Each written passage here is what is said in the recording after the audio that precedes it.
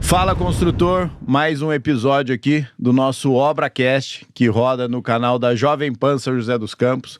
Hoje eu tô aqui com a Rafa e com o Alex, brasileiros, certo? Que são do Bora na Obra, uma referência quando a gente fala de ensino sobre gestão de obras. Bom dia aí, bom dia a todos, tudo bem? Uma alegria estar aqui, muito bom mesmo, pessoal, um prazer estar aqui, Evandro, obrigada pelo convite, espero que a gente possa bater um papo bom aqui hoje sobre obra, aí, né? Tomara que a gente consiga somar aí nesse assunto, né, pra gente profissionalizar mais o mercado. Obrigado pelo convite. Obrigado a você. Né? E conta sempre com a gente aí. A nossa luta em comum, né? Vamos, isso aí. Obra só com o gestor. É isso aí. Então tá. Bom, a primeira pergunta, eu acho que é a clássica, que você já deve estar muito acostumados a responder. Antes disso, eu tenho aqui um presentinho para vocês dos nossos patrocinadores. Opa! Que legal! Personalizada. Que legal, certo? cara. Gente, Né? que legal! Maravilha, Obrigado, muito cara. obrigado. Obrigado. Obrigado, adorei. É um mimo aí, tá aqui a água. Opa! Né? Muito bom. O que viabiliza, né, os mimos, o podcast. Obrigado. Já vou explicar para vocês como é que a gente estruturou. A gente tem um clube, chama Constru Clube, que é o clube dos nossos fornecedores, né? Então eles patrocinam podcasts, aí conseguem, né? Então eu tenho empresas de esquadria como Esqualivale, empresa de impermeabilização, empresa de locação de equipamentos. Então tudo isso foi a forma que a gente achou de divulgar o serviço de todo mundo e também conseguir estruturar o programa para levar mais informação. Que legal, muito obrigado. Todos saem ganhando, né? Todos saem ganhando, né? Porque assim, o clube, a gente montou porque a gente percebeu que uma grande dor do próprio gestor é ter o fornecedor de alto padrão, é ter o fornecedor que está acostumado a trabalhar com aquele tipo de obra. Sim. Né? Então, assim, realmente a gente também quero uma aguinha. tá dando tudo certo. Bom, mas vamos lá. Para a gente começar, eu queria entender como é que começou o Bora na Obra, como é que vocês fizeram essa transição do mercado de construção e em paralelo, acredito eu que em paralelo, entrar no mercado de educação também, né? Legal. Me conta aí. Bom, posso começar? Pode começar. Primeiras damas. A gente tinha um escritório de arquitetura, assim, começo da história, né? Eu trabalhava num escritório, nós somos casados, somos sócios e formados em arquitetura pela UNB, em Brasília. Tá. Assim que eu me formei, eu trabalhei num escritório de arquitetura e o Alex trabalhava numa construtora nesse período.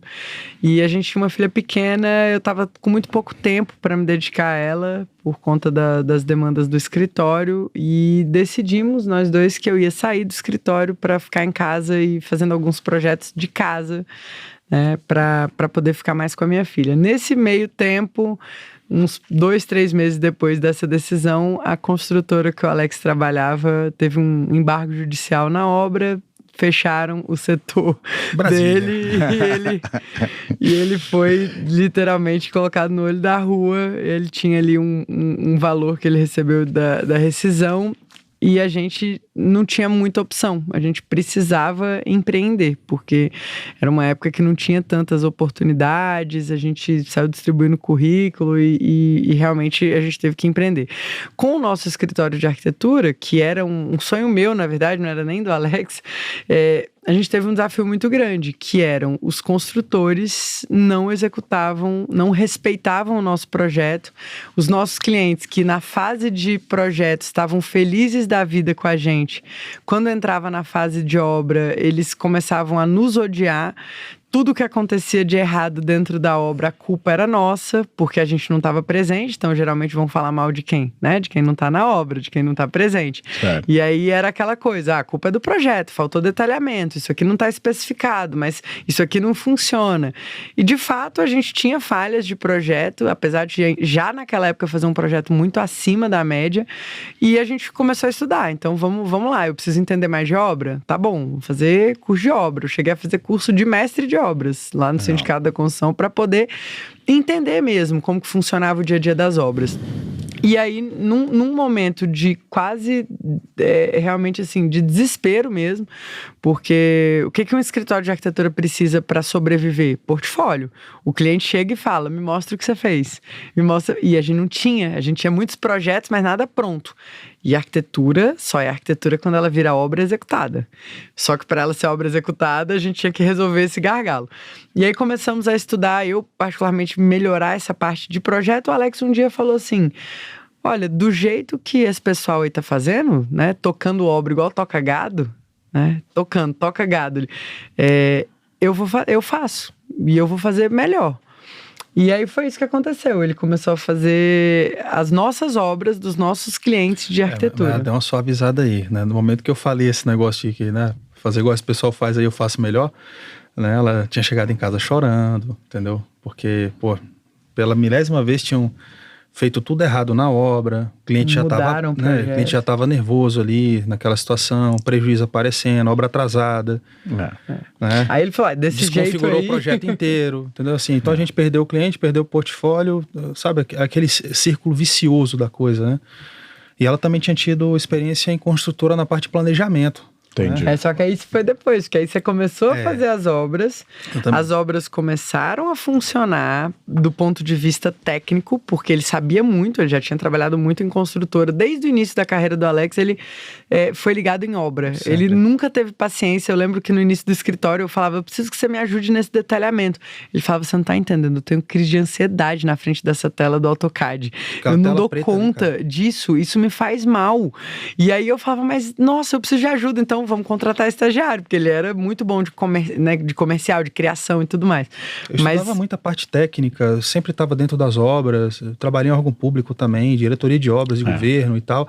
Estava sempre naquela coisa da obra mesmo, sabe? Tomando decisão, estudando os contratos, vendo a questão de fiscalização, medição para pagamento dos terceirizados ali, né? Fazia as permutas comerciais também, incorporadora e construtora, né? No ambiente privado ali também. Então eu estava nesse ambiente aí, cara. No momento em que a gente foi empreender, que a gente tinha que fazer tudo, né? Sim. Eu saí daquela posição de que, cara, o restante todo mundo faz. Eu vou entrar aqui só na parte técnica aqui, que eu sei fazer, né? Então, desenho, não sei... Cara, não é comigo. Venda, também não fazia, né? Eu tinha uma escola de vendas que era... Minha mãe tinha loja de artigos do Paraguai, né? Então eu tive esse background de venda, mas na construtora eu não fazia venda. Né? Grupo grande. Então, assim, eu tava ali... E aí começamos fazendo obra por empreita, fazendo obra empreitada global, fazendo obra sem um mínimo de processos de organização.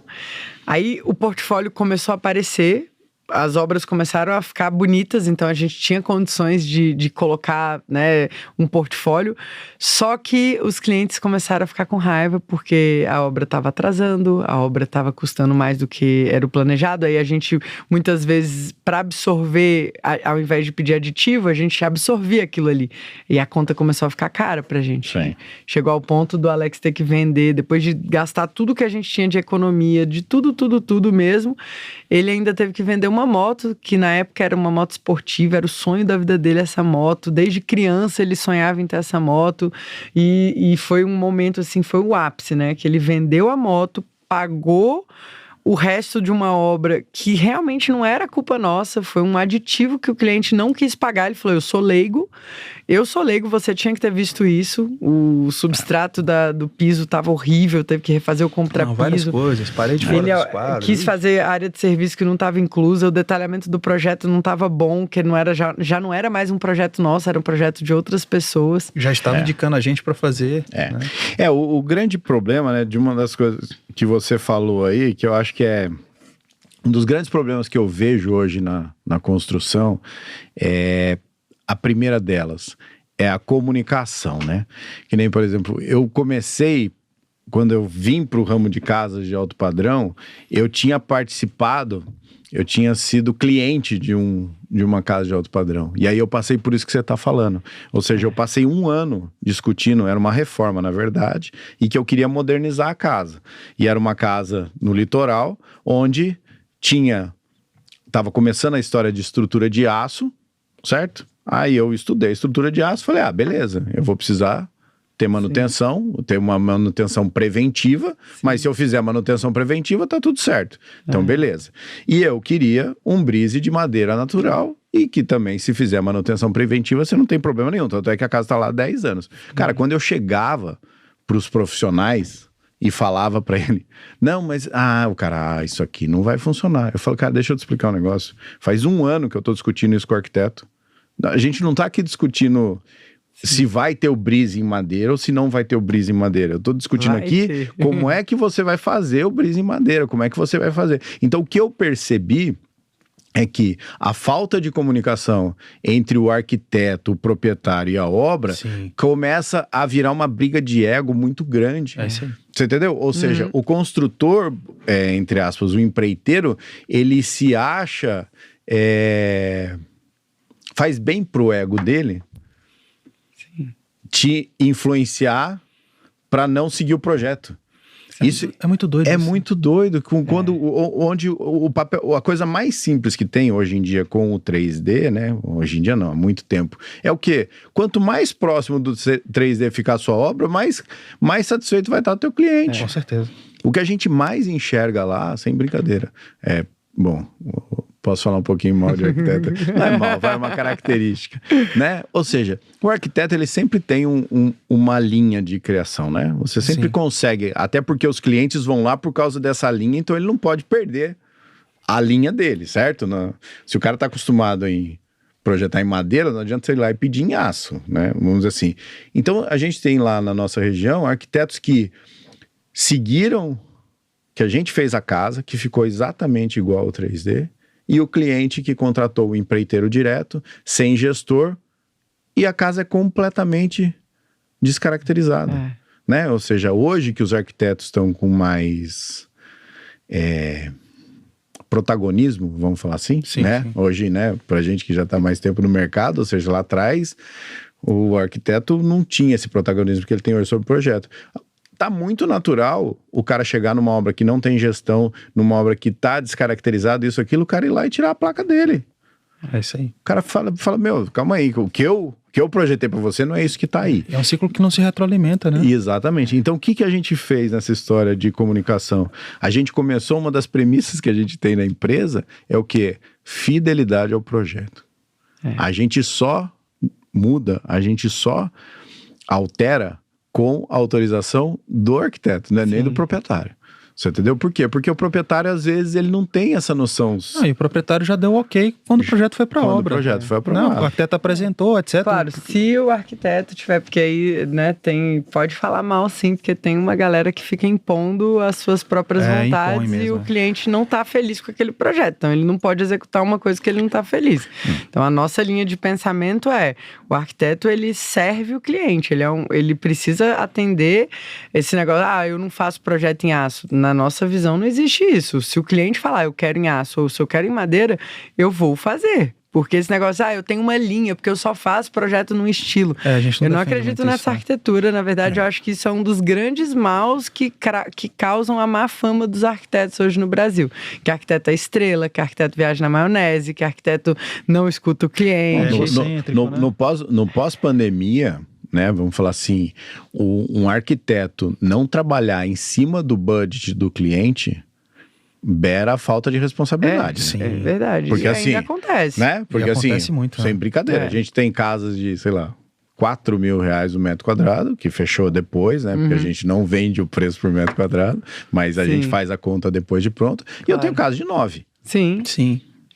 Que manda é o projeto, o que manda é o projeto, Total. que manda é o bolso do cliente, o que manda, né? O quanto vai valer o imóvel, né? Esse viés que a gente tem, que eu tenho do mercado imobiliário, eu já tive casa que eu cheguei pro cliente e falei, cara, você quer que a tua casa esteja no padrão do condomínio? Você não vai poder economizar. Sim. Entendeu? Sim. Porque senão, tudo que você economizar aqui, você vai perder em dobro na hora de vender. E tudo que você investir aqui, você vai ter em dobro na hora de vender. Então, mas o inverso também é verdadeiro, né? Que nem diz os corretores lá na região, ou seja, você nunca pode ser nem a casa mais barata, nem a mais cara do condomínio. Sim, senão você perde sua margem também. Senão você perde os dois lados. Né? Sim. Mas assim, é realmente Mas e aí? Daí vocês... O que eu quero saber é como é que vocês foram pro digital. Sim. Aí a gente começamos a crescer aí o nosso escritório, a nossa construtora. A gente resolveu todas essas pendências de planejamento, começamos a estudar muito sobre isso, desenvolvemos um método de gestão próprio. Então hoje a gente não faz obra por administração, os nossos alunos eles são certificados inclusive num método próprio que a gente desenvolveu de gestão, mas tem várias particularidades na forma de cobrança, percentuais variáveis, a comunicação ativa, tem vários critérios que a gente desenvolveu para realmente criar um método blindado de gestão de obra. Baixa documental, e aí a gente começou a fazer conteúdo na internet para divulgar os nossos serviços. Entendi. Projeto, obra, a gente queria vender mais projeto e obra. Só que era uma época que não tinha muita gente produzindo conteúdo na internet. Então, quem começou a seguir a gente? Os profissionais. Eram mais profissionais que acompanhavam a gente do que Você mirou no cliente, acertou o profissional. Apesar de que, na época, lotou a nossa agenda, a gente começou a fazer vídeo no YouTube em 2015. A gente teve um ponto que a gente até estafou, assim, de mal dar conta de atender os clientes. A gente expandiu muito, contratamos um monte de gente, foi um crescimento muito rápido. Só que a demanda de profissionais era muito grande. A gente lembra, inclusive, uma vez, a gente fez um desafio de uma série de vídeos consecutivos, a gente parou, porque a gente não estava dando conta. Na época, a gente que editava vídeo. A gente fazia tudo, Alex, a gente gravava, editava, subia, era tudo. E aí, a gente estava muito cansado. Tinha vídeo com olho vermelho, assim, lá no YouTube, né? Vídeo gravado de madrugada, uma loucura. Aí, quando a gente foi parar, a gente começou a ler os comentários nos vídeos. Profissionais que escreviam assim pra gente: por favor, não parem, vocês eram a nossa esperança. É possível fazer obra sem dor de cabeça? Não, por favor, eu tô aprendendo muito com vocês. Uma menina que me chamou muita atenção, ela falou assim: não acredito, agora que eu comprei um caderno só pra anotar as dicas de vocês, vocês vão parar de fazer vídeo. Aí a gente falou: não, a gente só tá dando um tempo pra gente reestruturar, contratar equipe. Aí contratamos videomaker, contratamos editor. E aí a gente entendeu que tinha uma carência, que as pessoas, os arquitetos e os engenheiros, no início, inclusive, a gente tava mirando nos arquitetos. A gente falou: não, vamos ajudar então o arquiteto. Vamos acabar com essa história de que arquiteto viaja na maionese. Vamos mostrar pros arquitetos o que é um projeto de verdade. Vamos falar, uma bancada, vai detalhar a bancada? Bancada não flutua, galera. Vamos fazer detalhamento. Com essa coisa do viés da obra. Entendi. Pro cara fazer o projeto realmente executivo, com embasamento técnico para aquilo poder ser executado. Isso. Só puxar a orelha da galera, entendeu? Sim. Vamos fazer. Projeto não é plantinha, a gente falava muito disso. Projeto é projeto executivo, é caderno executivo técnico, tem que ter estudo de viabilidade financeira. Se tu vendeu pro cliente, cara, não, eu vou te entregar o projeto de arquitetura. Cara, seja claro o que você tá entregando pro cliente. O cliente tá achando que levou luminotécnico, tá achando que levou o projeto elétrico, tá achando que...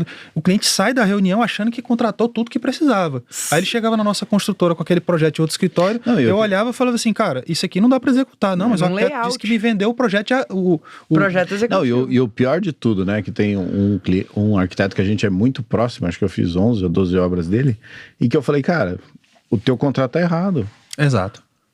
Isso aí também. Você entendeu? Tipo assim, você vai lá e fala que você vai fazer projeto de marcenaria. Quem lê isso tá dizendo que, não, mas eu não faço porque o software não é compatível, aí o cara da loja já faz. Eu falei: então põe no teu contrato que você vai disponibilizar o arquivo pra empresa de marcenaria. Sim, exatamente. Você entendeu? Tipo assim, então faz. Ou então faz. Mas ele cobra do cliente. Ainda tem essa mafiazinha aí também. Ele cobra do cliente dizendo que vai entregar, mas quem vai entregar é a loja lá que tá pagando um percentualzinho pra ele. Entendeu? Aí se o cliente compra de outro lugar, pronto, o cliente ficou sem projeto. Não, é uma máfia. Então a gente começou a bater nessas coisas. A gente começou a falar, por exemplo, do quanto fazer obra era lucrativo. Porque fazer projeto, o cliente paga o papel. A gente até tinha um episódio, o Alex trabalhou numa incorporadora grande, que o dono era até um cara muito famoso, não vou expor, mas ele falou, ele estava indignado fazendo um empreendimento de um VGV de não sei quantos milhões, e ele pegou o papel e falou assim: eu não acredito que eu vou pagar isso daqui nesse pedaço de papel. E isso marcou muito o Alex. Ele chegou em casa, comentou comigo, e a gente falou: cara, realmente assim, primeiro, não é um pedaço de papel, lógico que não é o planejamento inicial ali, o documento mais importante para dar o start na obra, mas a percepção do cliente eu prefiro pagar tijolo do que pagar ideia.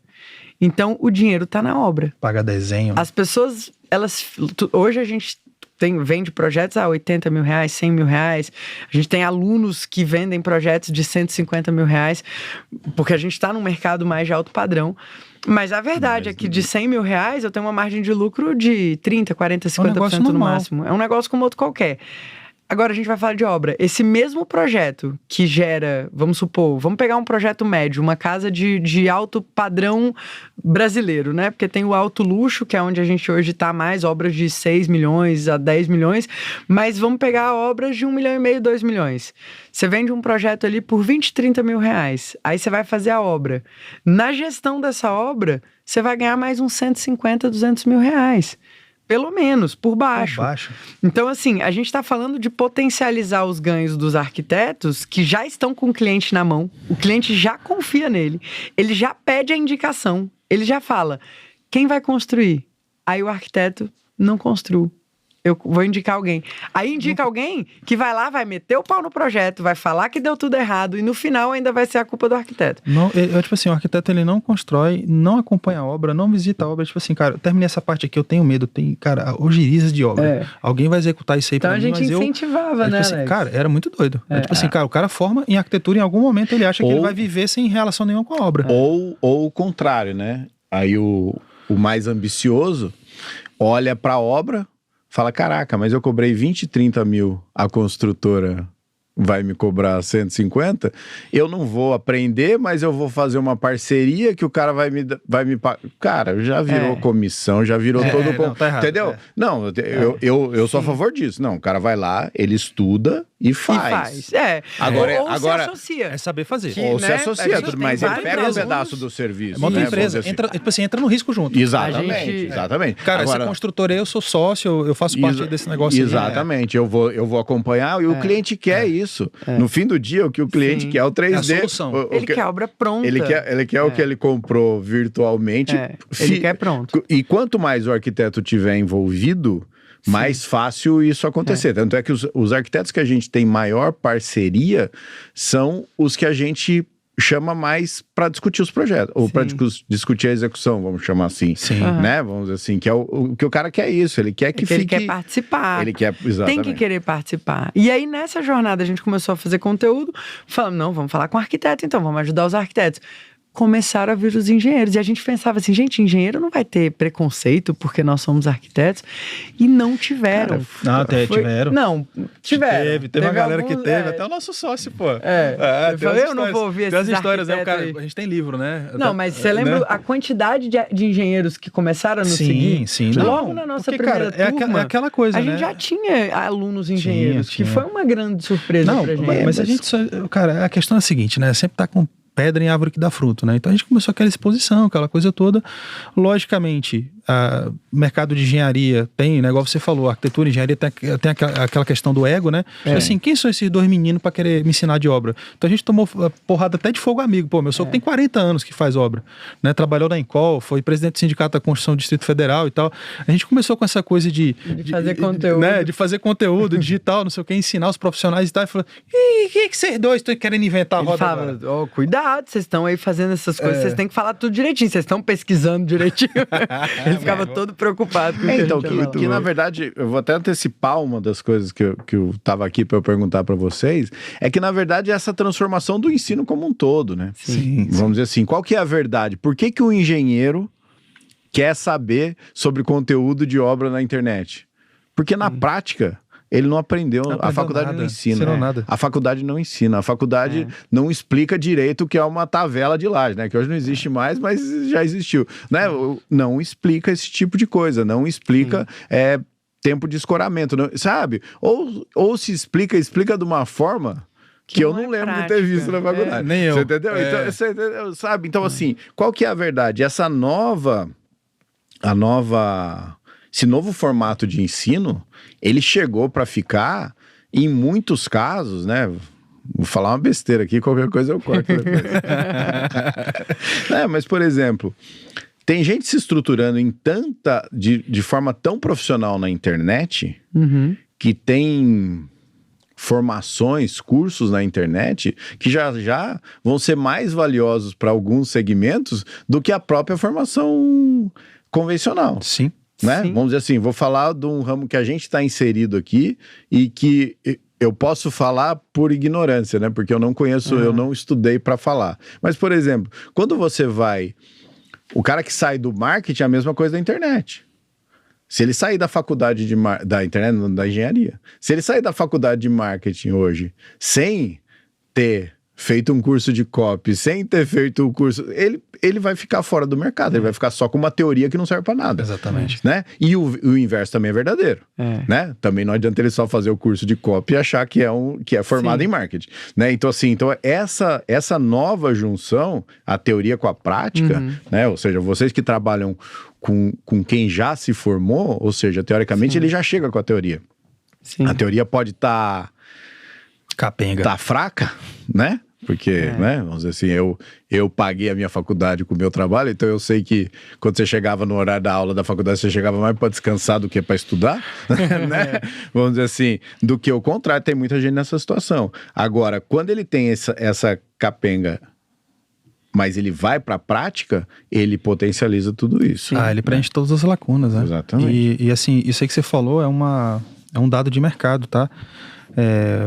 O mercado acadêmico, né, o mercado formal, né, de ensino formal, ele ficou tão desvinculado do mercado real que a gente viu aí essas grandes empresas, até do Vale do Silício, rompendo essa barreira. Então, por mais que a pessoa fosse jovem, por mais que a pessoa não tivesse diploma e tal, mas você tem conhecimento, você entende de programação, você consegue entregar o serviço e tal, você está contratado, e salários altos. Sim. Salários altos. E a gente sentiu isso no nosso mercado. Muita gente com diploma, Universidade Federal, a coisa toda, sabe? No processo seletivo nosso já caiu gente com mestrado, a coisa toda tal. Você bota a pessoa para, cara, faz um projeto no BIM aqui, de uma guarita, tal, assim, você dá a premissa pro cara. Quando você pega o arquivo, né? Quem faz essa análise, inclusive, é a Rafa, fazia, né? Quando você vai ver, o cara não sabe projetar. Ele não sabe o básico, aquilo que você falou. Falou assim, cara, ele não sabe, ele sabe a coisa teórica, mas aquela teoria também desconectada da realidade e tal, que chegou num ponto que eu falei, cara, Rafa, hoje nós somos empresários. A gente precisa ter dentro da nossa empresa pessoas que deem resultado financeiro pra gente. Então, Evandro, teve um momento na empresa, inclusive, que quem estava na frente da operação da minha empresa era uma pessoa que não era formada nem em engenharia nem em arquitetura. Ele tinha uma formação em administração numa faculdade simples lá e tal, mas, né, que ele nem aproveitava o conhecimento ali nessa parte aí e tal, mas ele era um cara que entendia de obra. Bom, vamos pegar a Júlia, Márcia. Júlia é a nossa... Hoje está lá no Mastermind que a gente tem.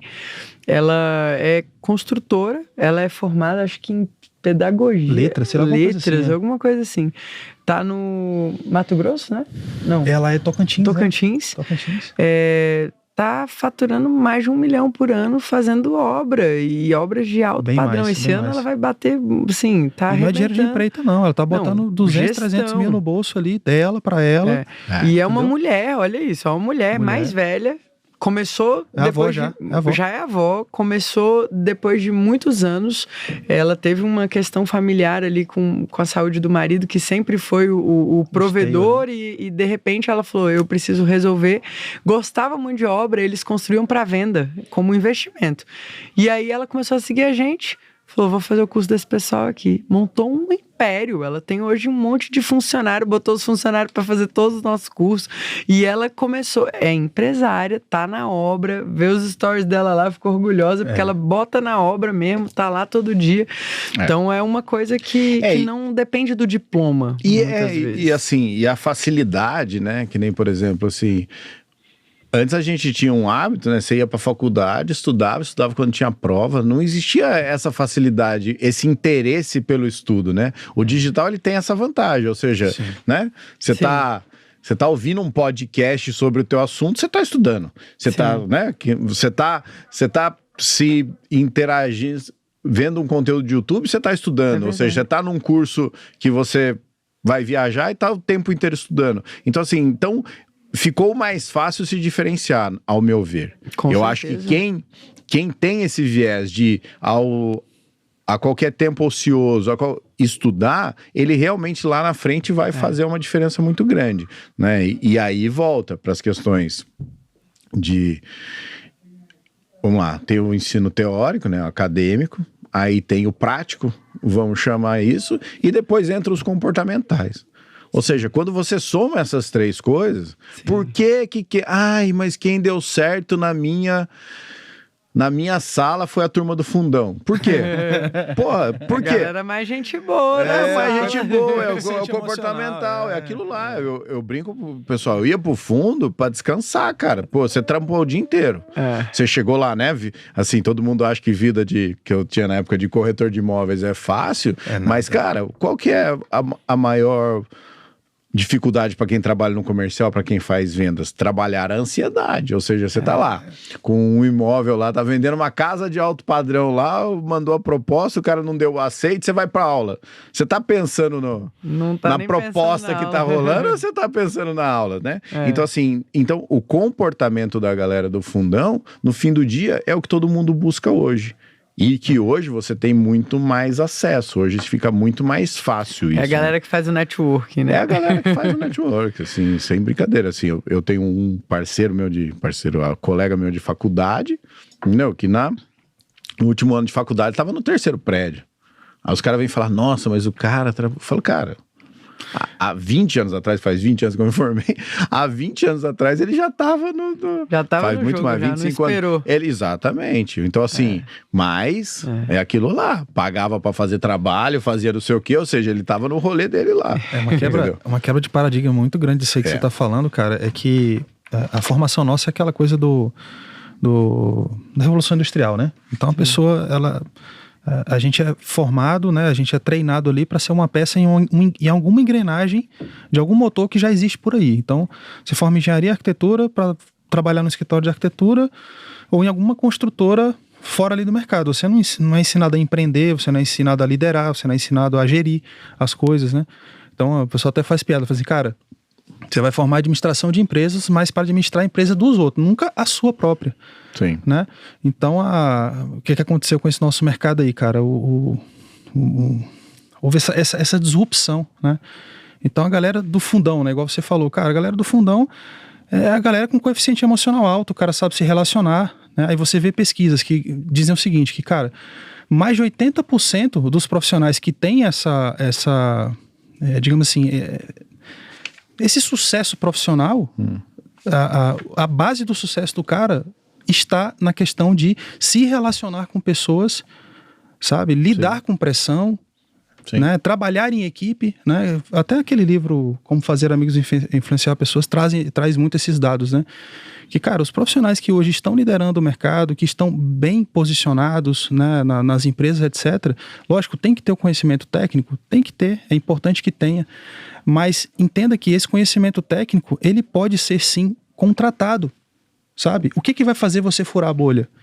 O que vai fazer você, muitas vezes, conseguir empreender, construir o seu próprio negócio? O negócio você falou, poxa, de onde veio o Bora na Obra? Né? Cara, a gente começou a empreender, a gente começou a juntar peças, a gente começou a fazer parcerias, a gente começou, inclusive, a aprender, né, tecnicamente, outros segmentos que você também faz parte no digital. Eu falei, cara, é outro negócio.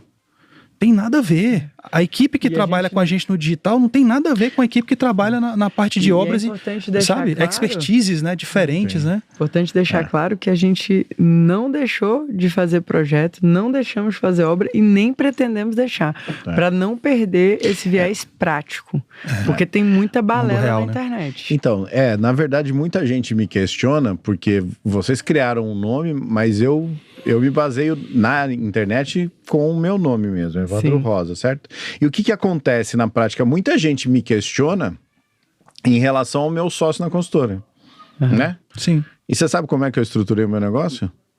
Nós somos sócios em tudo. Por quê? Por causa dessa visão. O que eu percebi na internet? Cara, não sei se você já entrou lá, mas entre lá, né? Me curta lá. Mas, por exemplo, você nunca vai me ouvir falando lá que eu fiz um hotel Ibis, que eu fiz um cinema, que eu fiz um shopping. E eu fiz tudo isso. Agora o que acontece? Ninguém quer saber, Alex. O cara quer saber o que você está fazendo hoje. A casa que eu entreguei o ano passado já tá obsoleta. O cara quer saber o que você está fazendo hoje. Sim. Então, assim, por isso que o meu negócio, acho que parecido com o de vocês, é o quê? Ou seja, não, eu tenho que estar no Campo de batalha. No campo de batalha. Por quê? Porque essa dificuldade, essa dificuldade que eu tô gerando hoje é a dificuldade que você leva pra internet, que é de hoje. Sim. Né? Ou seja, mudam, né, Evandro? Você entendeu? Poxa, você já imaginou se a gente estivesse falando aqui agora de boom imobiliário de casas de alto padrão? O cara vai falar, nossa, que mundo você tá, cara. Entendeu? Pô, parou de vender terreno, parou isso, parou aquilo. Não, então agora o que a gente tem que fazer? Vamos fazer gestão de obra de outras obras. Sim, né? sim. Ou seja, né? Vamos dizer assim, que nem eu falei antes da gente começar aí pra vocês, que a gente começou fazendo casa de alto padrão, ainda é o nosso core business, mas a gente já entendeu que tem que fazer gestão de prédio. Sim. Por quê? O mercado... Tem uma demanda aí. Porque assim, na prática, o mercado imobiliário, a minha percepção é o quê? São fases. E são fases em questões de poder aquisitivo, efetivamente.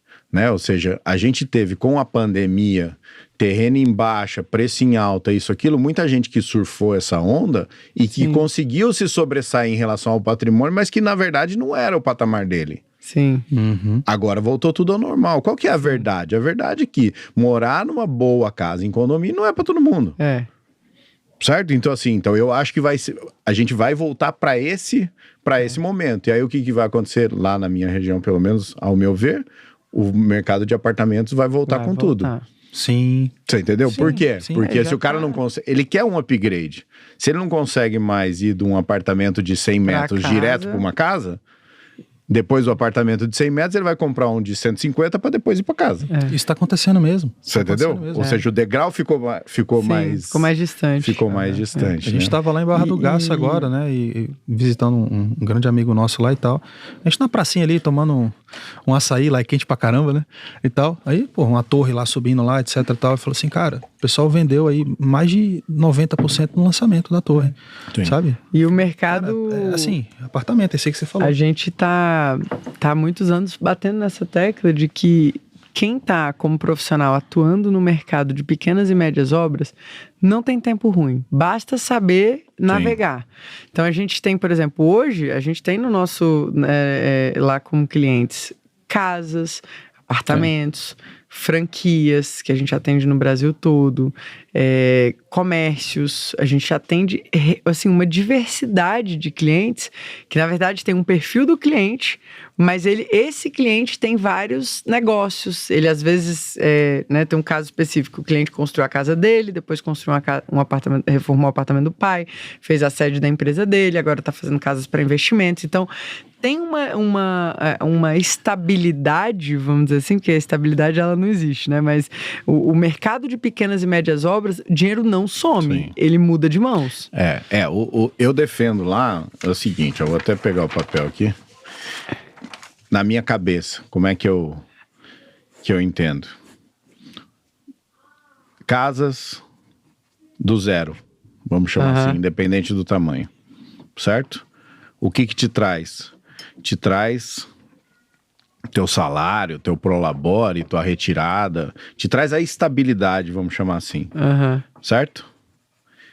Obras rápidas. Ah, mas ganho, trabalha muito isso, aquilo. Beleza, o que te traz? Injeção rápida no fluxo de caixa. Que delícia, né? Fazer uma obrinha de 60 dias, 1 milhão de obras em 60 dias. Né? Fizemos um ano passado. Portfólio também, hein? Galera que tá querendo portfólio igual a gente tava, né, no início lá, essas obras aí dão um portfólio rápido. Então, exatamente. Aí, beleza. E aí, o que eu defendo que é a questão da gestão de obras em condomínios? O que te traz aqui? Gestão de obras de incorporação. O que eu faço hoje? Eu troco a minha gestão por participação. O que ela me traz? Patrimônio. Entendeu? Agora o que acontece? Se eu pegar esse meu patrimônio aqui e tiver que tirar meu salário, acabou, não vai virar nada. Se eu tiver que pegar meu salário aqui e fazer patrimônio, eu vou ter que deixar de viajar, deixar de comer em restaurante, deixar de fazer um monte de coisa. Você entendeu? E se eu não tiver essa obra rápida aqui, eu vou ficar sempre naquele, putz, esse mês a obra gastou menos, como é que vai fazer? Entendeu? Então, eu acho que o cara que segue essa receita de bolo... no médio uma prazo, associação, né? no médio prazo, cara, ele vai estar bem. Avisar o pessoal que tá vendo o podcast aí que a gente vai fazer um leilão aqui do que ele... né, do rascunho aqui. Assinado mapa aqui, da assinado. O mapa da riqueza. O mapa aqui, Mas a verdade é, hoje em dia as pessoas são muito eu recebo muito de caixinha de pergunta assim, né? Aqui, Rafa, eu devo fazer isso ou aquilo? Ah, a gente tem que fazer isso ou aquilo. Por que não fazer isso e aquilo? Né? É só se parar de pensar. Isso, só fazer uma coisa de cada vez. É igual um malabarista de circo daqueles de pratos, né? Sim. Ele tá girando vários pratos ao mesmo tempo, mas vai ver como ele faz. Ele gira um, depois ele vai pro próximo, depois ele vai pro próximo. Ele coloca os pratos a girar numa sequência lógica, mas em um determinado momento tá um monte de coisa girando. E aqui lá ele volta pra dar um tapa então. no primeiro. E assim, o pessoal que vê a gente falando sobre gestão de obras, dá a impressão que é algo novo, que é algo pequeno, né? Mas assim, as grandes associações entre duas incorporadoras, existe uma que vai tocar a obra e que vai receber por isso. Sim. E pode ser um negócio de muitos milhões. Você entendeu? Ou seja, existe quem ele tem que ser remunerado por aquele serviço, aquela estrutura, aquele recurso que ele despende. Então assim, a gente tem que fazer isso. Na verdade, eu imagino, espero que vocês pensem assim, tá bom? Mas eu enxergo para o mercado de gestão de obras algo parecido com o que aconteceu com o mercado de arquitetura, né? Eu estou no mercado imobiliário há muito tempo. O que acontecia quando eu trabalhava lá na imobiliária do meu pai?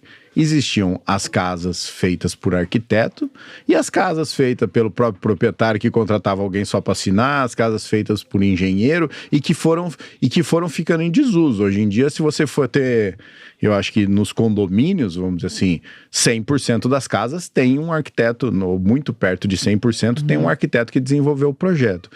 O que eu brigo, o que eu luto aqui, eu acho que vocês também, é o quê? Que seja a mesma coisa com a gestão. Exato. Que daqui para frente, cada vez mais, não existam obras sem gestor de obras. Ótimo. Por quê? Porque na prática, o cliente, ele enxerga a gente, o gestor de obras, como despesa. Sim. Ele não enxerga como investimento. A hora que ele entende que ele não vai conseguir contratar no mesmo preço que a gente contrata, ele não vai conseguir otimizar a equipe do mesmo jeito que a gente otimiza, ele vai entender que, na verdade, o que ele paga pra gente é uma parte do que ele está economizando em não contratar, vai ficar muito mais fácil. É uma pequena parte do prejuízo que ele vai ter. Exatamente. Não, e a verdade parte do prejuízo que ele vai ter. No que a gente faz lá na consultoria, a gente ensina o pessoal, a gente se paga de estar na obra, facilmente. Rapidinho. Com as economias, com as escolhas certas, com o planejamento. Mas então, tudo isso começa com o planejamento, que é que nem você falou. O cliente que está preparado para a obra que ele vai executar, ele não enxerga a gente como despesa. Quem que enxerga a gente? O cara que tem 1 milhão e quer fazer a casa de 2. Esse cara, ele fala assim, nossa, eu não contei pra ninguém, mas eu só tenho 1 milhão aqui. Eu vou tirar férias pra fazer a obra pra não ter que contratar ninguém. Você entendeu? Ou seja, sabe como é que começou a história da conscientização da gestão? Logo que eu entrei a fazer conteúdo na internet, eu liguei pro nosso principal projetista, né, que faz os complementares como um todo. Falei, cara, faz um favor pra mim aí, vai. Pega teus projetos aí do ano, era um final de ano, pega os seus projetos do ano e vê todos que construíram com gestor de obra, construtora, todos que contrataram alguém e todos que contrataram o empreiteiro direto. Sabe qual que foi o número? Chuta. Chuta em percentual. A maioria fez 88%. É a pesquisa do... Cara, tem uma pesquisa rodada Tem. pelo Datafolha de 2015 a primeira, depois foi atualizada agora em 2021, 2022, a nível Brasil, uma pesquisa real, o dado tá certíssimo. A primeira pesquisa em 2015, ela deu um dado parecido com 88%. Hoje são 82% das obras no Já Brasil são feitas pela informalidade. E o que é o pior? Se a gente pega uma outra pesquisa que foi feita pelo Sindicato da Construção Civil, acho que a nível Brasil também, que prova que hoje temos um gasto médio de desperdício nas obras de 30%. 30% do dinheiro empregado nas obras hoje no Brasil vão para o lixo. Obra sem planejamento dá 30% de gasto. Não, e o que é o responsável por isso? É falta de planejamento. Sim, lógico. Então, a gente tem um argumento, gestão, né? Sim. Um argumento muito claro para os clientes, para quem está ouvindo aqui o podcast e que às vezes está pensando se contrata ou se não contrata um gestor, que é o seguinte, meu filho, se você fizer sozinho, você vai ter 30% em média de desperdício. Você está fazendo uma casinha de 1 milhão, você vai, olha o dinheirinho que você vai deixar no ralo. No ralo. No ralo. Então é melhor você pagar 20% para um gestor, que vai dar mais ou menos entre 15% a 25% para você ter uma boa gestão dessa obra, e você não vai ter a dor de cabeça de ter que fazer a obra, você não vai correr o risco de ficar com um elefante branco, porque inclusive é bíblico você fazer uma obra sem planejamento, sem você ter dinheiro para terminar, você vai ser motivo de chacota, então você vai envergonhar. Então você não pode fazer uma obra sem ter planejamento, não pode, isso é um fato. E tudo é obra, toda hora, todo ser humano em algum momento da vida vai lidar com obra. E olha só, Evandro, assim, uma coisa rápida, né? A gente às vezes vai fazer uma viagem, né? Você com sua família vai fazer uma viagem, aí você, cara, eu vou de carro, beleza. Cara, tu dá uma olhadinha no trajeto que você vai fazer, você pega ali no mapa, olha a cidade ali, as paradas que você vai fazer, onde você vai dormir com sua família, né? Pra não passar perrengue ali. Cara, quanto que eu vou gastar nessa viagem, né? Onde que eu vou me hospedar lá nessa praia, onde é que eu vou ficar tal. Existe um planejamento mínimo ali para você, né, fazer essa viagem. Casa, geralmente é o maior investimento da vida, né, do brasileiro, e o cara quer fazer um negócio com o Zé Faísca, com o Tonhão. Ele quer começar ontem, né? Ele quer começar ontem sem planejamento, e quem vai gerir a obra do cara? Não, sou eu. Eu vou tirar férias aqui do meu emprego, né? E eu vou ficar aqui dentro da obra. Aqui obra de 1 ano, ele vai gerir em um mês. Sabe um cronograma que a gente está implantando lá na empresa, e que é o mais difícil de implantar? Não sei se vocês implantam, mas a gente está implantando um cronograma de decisão ponto de decisão do cliente, entendeu? Porque, cara, no fim do dia, quem atrasa a obra não é o construtor, é o cliente. É nas aprovações, né? Nas aprovações. Sim. Certo? Agora, você imagina o cara que não consegue tomar decisão. Eu tô falando que eu conheço as obras que eu toco. Então você tá ali, levando 3 orçamentos pro cliente, levando o fornecedor que você sugere, né? Que é esse o caminho, certo? Ó, esse aqui às vezes nem é o mais caro, mas eu sugiro isso. Tá aqui a decisão. Que é um cara de confiança. Ele vira e fala pra você assim, olha, tá bom, eu vou só falar com a minha esposa. Vou pensar. A semana que vem eu te falo. Cara, uma semana pra ele decidir.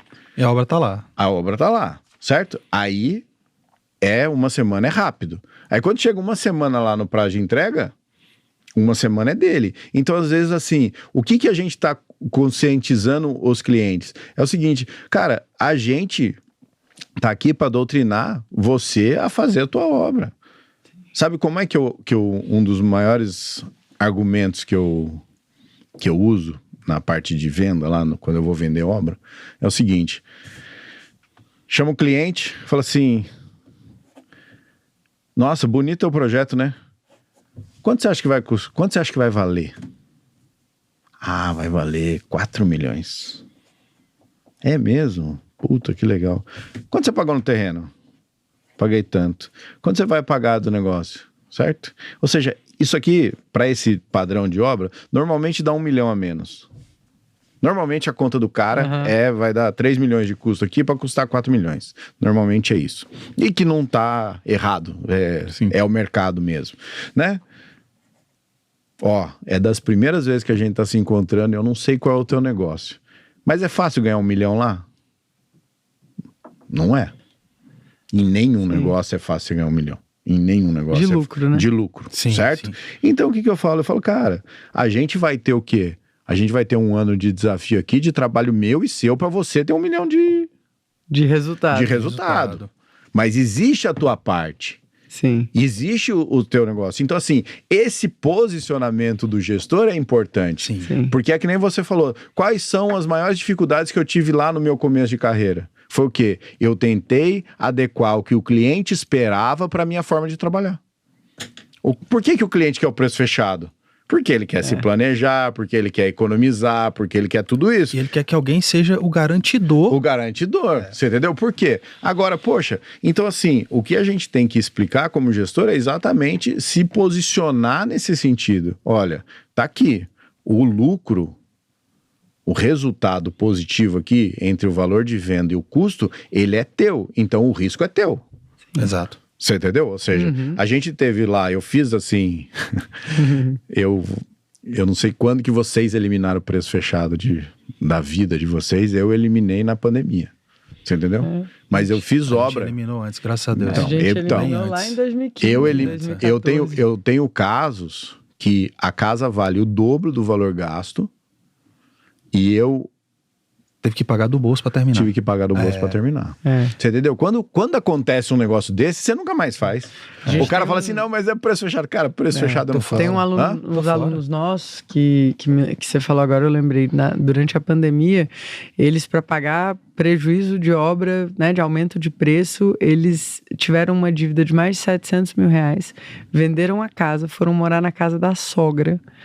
O marido, é um casal, né? Ele entrou em depressão porque falou, cara, tudo que eu construí até hoje, eu tô botando na casa de uma outra pessoa. É isso. Que não é a minha casa, que não é a casa da minha família. E eles realmente ficaram numa fase assim, né? Ela quase desistiu. Foi.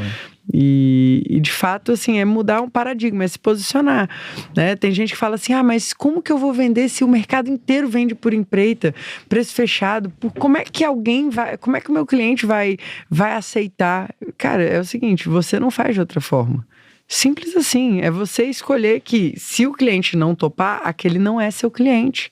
Vai procurar outro, porque tem quem valorize, tem quem pague. E tem quem... Porque geralmente o cliente que não quer pagar, o cliente que não quer a gestão, que ele quer o preço fechado, ele é o espertão. Sim. Ele é o cara que quer um garantidor, como o Alex falou, e ele é o cara que vai chegar no final e vai falar assim...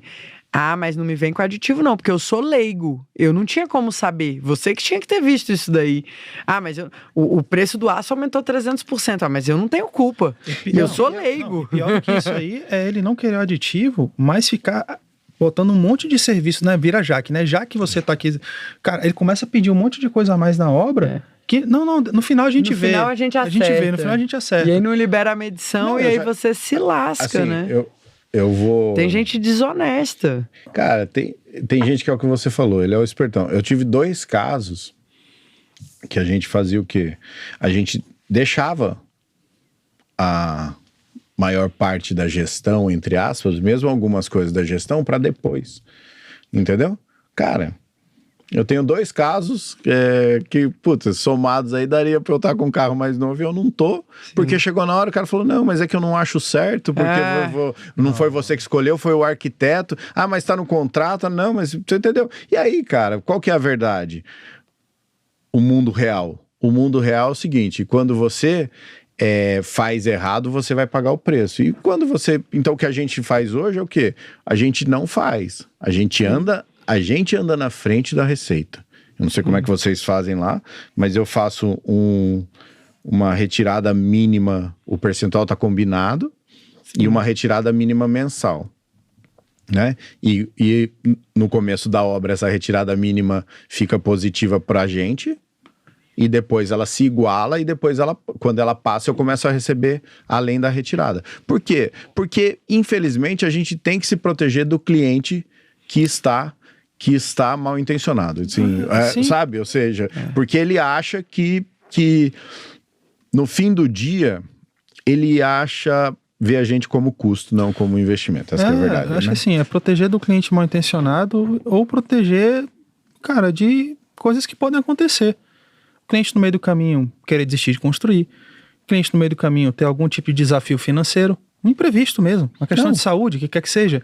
Aí, tá, tudo bem, eu entendo o lado do cliente, mas o que isso tem a ver comigo? Eu tenho os meus compromissos financeiros com a nossa equipe, etc, etc. Então, assim, o que a gente acredita? A gente acredita que, cara, a gente também precisa receber com o andamento da obra. Sim. Então a nossa forma de gerir e nossa relação com os fornecedores, mão de obra, etc. É tipo assim, cara, até aqui a obra tá paga. Todo mundo recebeu. Se o cliente quiser paralisar a obra ali, cara, ele tá livre. Sim. Ele não tá amarrado nem comigo. Olha, não tô gostando do bora na obra, essa metodologia de vocês, poxa, a propaganda é boa, mas aqui no tete a tete aqui eu não gostei muito, achei muito burocrática, achei isso, achei aquilo e tal. Não tem problema. Tudo certo. Até aqui, vamos acertar e daqui pra frente você segue do jeito que você quiser. Outra coisa que a gente vê muito construtor sofrendo, né? Fechei por empreita, recebi 40 na entrada, vou receber 30 no meio do caminho e lá no recebimento, no final, né? Mais 30 ali na finalização, o que quer que seja. Cara, tu recebeu 40, nem começou a obra ainda. Ou seja, vocês estão amarrados aí. Vocês, né? É igual comprar maré, né? Então, assim, vai casar com ele. Não sabe até quando. Né? Exatamente. Ninguém vai querer mais a porcaria, né? Tipo assim, tá amarrado ali pro resto da vida. Então, cara, né? Comprou maré a bomba. Leva, né? Quem gosta de carro. Sim. Então, cara, e aí imagina, você pegou o dinheiro do cliente, 40%, e aí você tá executando a obra para ele, mas a relação não tá boa. O cliente começou até a perder o respeito com você. Já tá falando com a mão de obra, né, diretamente ali, contratando outras coisas. Às vezes tá ligando para você ali fora de hora, que a gente vê isso acontecer também, reclamando, xingando aquela coisa toda. Como é que você rompe com o cara? Se você já recebeu 40%, muitas vezes você pagou outras coisas, pagou outra obra que você está fazendo por empreita global que estava dando prejuízo, pegou a grana daquele cliente para terminar aquela outra obra, para se livrar, né? Isso acontece muito, é lençol curto, né? Sim. Tem construtor que está com lençol curto. A maioria, né? A maioria. Então o cara tá querendo fechar a próxima obra para terminar as que estão para trás.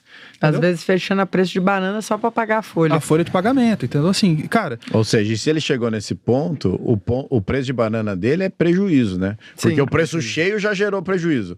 O preço de banana, então, aí que vai gerar prejuízo mesmo. E assim, a inflação, ela tá vindo. Se a gente tá só numa linha reta, a gente já tá diminuindo. Já tá no negativo. A gente tem que estar o tempo inteiro querendo crescer. Olha o preço do arroz aí, filho. Não tem jeito. E assim, e pro cara que tá... Eu queria falar de duas coisas aí pra gente ir encaminhando pro encerramento. Cara, meu viés é comercial, não tem jeito. Eu gosto também. Como é que... O que o gestor que está chegando agora tem que fazer para vender obra, para se posicionar, para conseguir o portfólio, que nem vocês chamam? O que é isso? Bom, responde aí. Cara, eu acho assim, a primeira coisa é aquilo que a gente já conversou um pouco aqui, né? Entender que ninguém faz nada grandioso sozinho, que o ser humano, ele é um ser social. Tanto é que quando você pega prisão de segurança máxima, só gente boa ali dentro, né? Qual que é o castigo pro cara? Quando ele faz alguma cagada ali dentro? Ficar sozinho. Ficar sozinho. Nunca tinha pensado. Bota o cara na solitária, ficar olhando pra parede. Então, quando a gente se isola, a chance cara, você vai até adoecer. Não é que você não vai conseguir fazer nada grandioso, você vai até adoecer. Isso é castigo para ser humano. Então, todas as coisas que eu consegui fazer como empresário, enfim, né, de bons negócios, foi quando eu fui até as pessoas, igual a gente veio até você. Poxa, eu não te conhecia. O maior prazer do mundo. Foi, cara, sai lá de Brasília e a gente veio pra cá pra te prestigiar. E eu tenho certeza que disso aqui, desse lago que estava parado, jogamos uma pedra aqui e vai movimentar alguma coisa. O que vai ser daqui pra frente? Não sei. Mas eu acho que falta muito isso, porque a internet, o que acontece? A internet, ela nos deu uma falsa impressão, Evandro, de, não, estamos todos conectados, né? É o contrário. Só que tá cada um na sua bolha. As pessoas não sabem mais interagir, eu e você, porque somos numa geração um pouquinho mais para trás, né? Da geração do aperto de mão, do olhar no rosto, né, cara? Vamos tomar uma cerveja, né? Vamos bater um papo. E é disso que sai grandes negócios. Essa geração mais nova, dos construtores aí que estão com seus entre 20 e 30, cara, existe um desafio grande aí, eles precisam aprender mais com a galera do fundão, entendeu? Né? Porque a técnica, beleza, cara, acredite, a técnica é obrigação, tem que saber mesmo, você não pode vender algo pro seu cliente que você não sabe fazer, que você não sabe entregar, o cliente não pode estar preocupado. Pô, será que esse cara sabe ou não sabe construir, sendo que ele está vendendo construção? Não, isso ele não pode preocupar. Agora, qual que é o teu diferencial? Sim. O que vai fazer um cliente querer construir com o Evandro ou querer construir com outra pessoa? Não, cara, eu quero o Evandro. Eu quero o Evandro, cara. Mas por quê? Cara, porque eu sinto confiança nele. sabe? Eu tenho segurança nele, na história dele, no portfólio dele, sabe? Na pessoa dele, nos valores dele. Valores, é isso que eu ia falar. Nos valores dele. Eu acho que o que eu defendo é que o recém-formado, quem tá iniciando no mercado, cara, ele tem uma vantagem muito grande, entre aspas, porque ele tá chegando, né? Então, assim, e os valores, no fim do dia, é o que você falou. O termo que eu uso é o seguinte: o cara contrata a tua verdade. É isso aí. É a verdade que ele enxerga em você. Se ele enxergou que você, né? Eu defendo muito que o gestor de obras, ele é o procurador do proprietário. O que você tem que ser é a pessoa que o proprietário gostaria que o representasse. Sim. E para isso, que nem você falou, tem os vários pratos e os vários chapéus. O que é? Você tem que vestir a camisa com a cabeça do proprietário. Se aquele proprietário é um proprietário que está fazendo uma casa de luxo e quer tudo do melhor, você vai pensar como alguém que quer tudo do melhor. E abraçar a ideia dele. E ali, você foi pro outro, você troca o chapéu e fala assim: não, esse cara aqui tá quer economizar em tudo. quer o custo-benefício, a verba dele tá apertada. Então, assim, você tá ali representando. E a hora que você entende isso, não é que você tá sendo falso, é muito pelo contrário. Não, profissional. Você é profissional e fica mais fácil para você negociar isso com o fornecedor. Porque você chega no fornecedor e fala: cara, eu tô aqui representando um cliente e a verba dele para isso aqui que tava lá no meu planejamento, no meu orçamento, é 100 mil. Teu orçamento tá dando 110. Você vai fechar? O que você pode fazer? Você entendeu? Ou seja, e o do alto padrão, ó, putz, ele tá aqui com uma linha de esquadria minimalista disso, daquilo, que tem que ter o dreno. Você tem isso para atender? Né? Ou seja, você tem que sempre entender o que você tá representando. Não adianta você ir para uma linha minimalista de esquadria e querer preço. O cliente não tem condição. Não tô dizendo que você vai comprar pelo... Mas a decisão não vai ser o preço. É falta de empatia, né? Então assim, eu acho que essa questão dos a parte humana. A parte humana. De novo. Sim. É isso. É você entender, abraçar o que o cliente quer e ser tecnicamente capaz de se desenvolver nisso, né? Porque, por exemplo, eu tenho um mentorado dele, eu não vou falar o nome para não expor, mas eu vou falar para ele assistir, que eu mencionei ele, e eu vou falar: cara, o cara quer prospectar obra comigo. Eu falo: cara, eu tô aqui para te ensinar a prospectar obra. Sim. Você entendeu? Se um dia eu tiver uma obra que eu não consigo fazer, que eu vou repassar para alguém, eu te chamo, cara. Mas não cria essa expectativa na tua cabeça. Sim. Você entendeu? Porque é a história do pescar pro filho ou ensinar o filho a pescar. Cara, eu podia, né? Em vez de eu investir X em tráfego, eu investi 3X e distribuir o que sobrar pros mentorados. E aí o que ia acontecer? Ele ia ficar dependente de mim para pegar a obra? Sim. Você entendeu? Ele ia ficar: não, o que a gente tem que fazer é o quê? Você vai alejar a pessoa, Vou alejar a pessoa. Não, você quer seguir meu método? Tá aqui, ó. Primeiro eu solto uma estimativa de preço, depois eu chamo o cara para uma reunião, aí eu só faço o orçamento depois de contratado. Entendeu? Esse é o jeito que eu faço e que funciona para mim. Quer fazer assim? Então vamos fazer do mesmo jeito. Né? Então assim, porque assim, o problema do ensino digital, principalmente a mentoria, não sei como é que é assim... É que a pessoa, às vezes, ela tá ali para buscar um encurtamento e não um aprendizado, né? Sim, um atalho e não, né? Então, assim, a gente tá ali, na verdade, para dar um aprendizado mais próximo, né? Um aprendizado mais real, um aprendizado com mais feedback, um aprendizado, né? Mas não tem milagre, né? Não tem milagre. Mas tem uma dica, assim, que eu acho que é muito prática para os construtores, que é... 90% dos arquitetos têm pavor de obra, não fazem obra e eles precisam de bons parceiros. Então, o primeiro caminho para um construtor, principalmente quem está começando, etc., é buscar na sua região quem são os arquitetos, porque às vezes você vai direto no cliente final, aquele cliente final ele vai fazer uma obra, 2, 3 na vida, e aí você vai pegar um arquiteto que agora ele está começando. Ele vai ali fazer uma por mês, né? Um cliente novo por mês, ou às vezes 2, 3 no ano só. Porém, esse arquiteto, se você ajudar ele fazendo boas obras, Você vai gerar portfólio para ele vai atrair mais clientes e é um grande círculo virtuoso, porque aí ele vai ter uma gratidão por você, vai te indicar para outros clientes dele e vocês vão criar essa sinergia. Então, imagina um construtor que consegue 5 ou 6 parceiros arquitetos, de forma ética, parceiros mesmo, que quando acontece um BO na obra, não vai chegar para o cliente e falar assim, a culpa é do seu arquiteto. Não, vai ligar para o arquiteto e falar, vem cá na obra aqui, você pode vir? Quanto você cobra a visita técnica? Ajudar o arquiteto, inclusive, a vender um acompanhamento para o cliente dele.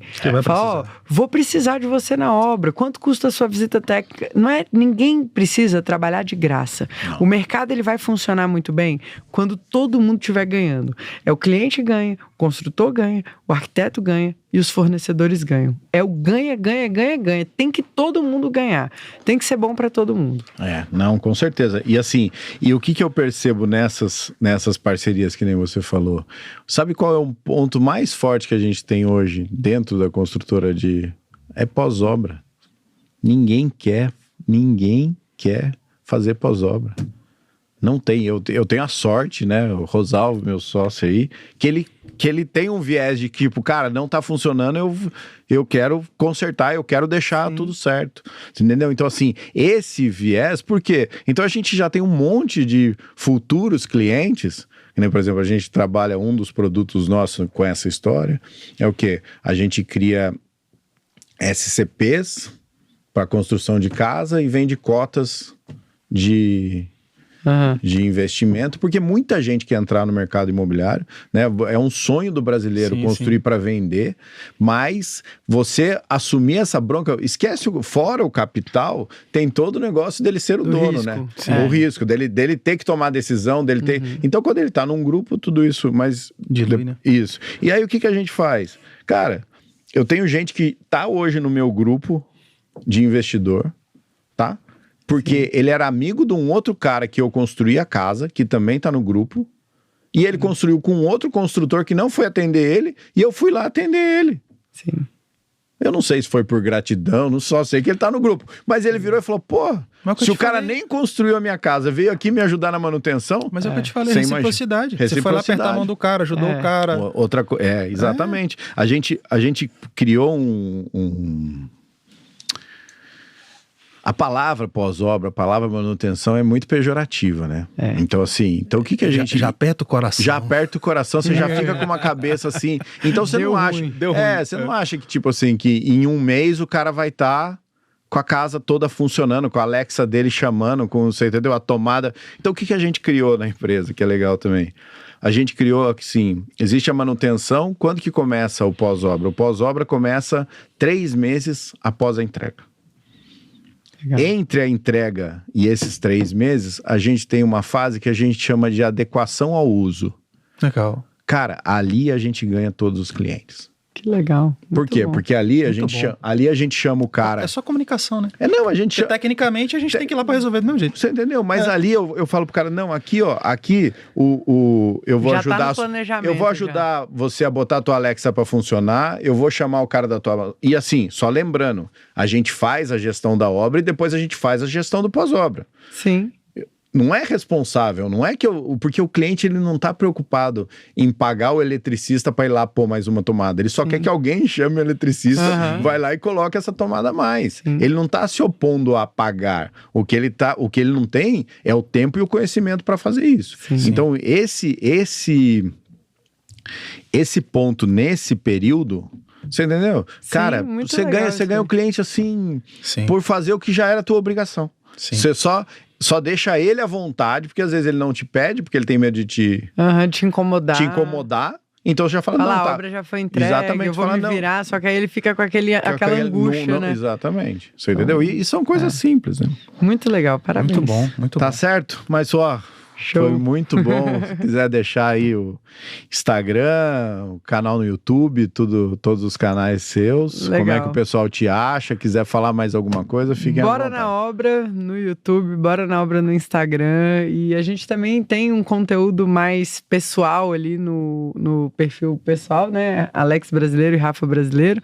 A gente fala muito, mostra a nossa vida ali, mostra o que a gente faz para lidar com esse mundo de empreender, de viver, de trabalhar em família também, né? Uma coisa bem desafiadora e para algumas pessoas, mas que a gente já tem isso há muitos anos. Então a gente está realmente compartilhando, querendo ajudar arquitetos, engenheiros, até pessoas comuns a olharem para a arquitetura e para a engenharia com outro olhar, para que realmente busquem mais profissionais, que queiram fazer obra sem dor de cabeça e que façam obras mais bonitas cada vez mais, né?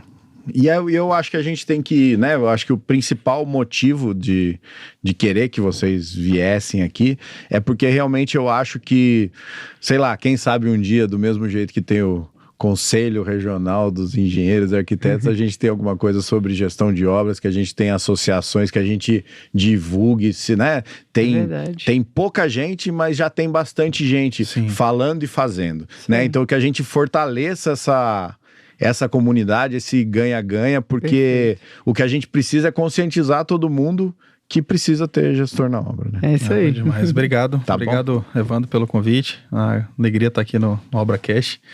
Né, pessoal da Jovem Pan, né, todo mundo estiver ouvindo a gente aí, a gente espera que tenha agregado, né, aí para quem quer construir, para quem quer reformar, né, esse mercado de construção que eu estava conversando com o Evandro aqui antes da gente começar, né, tudo é obra. Tudo é obra. Né, todo mundo esbarra na gente, não tem jeito, né, então vamos fazer bem feito, né. Obrigado, Evandro. Obrigado a vocês. Valeu. Valeu. Um abraço.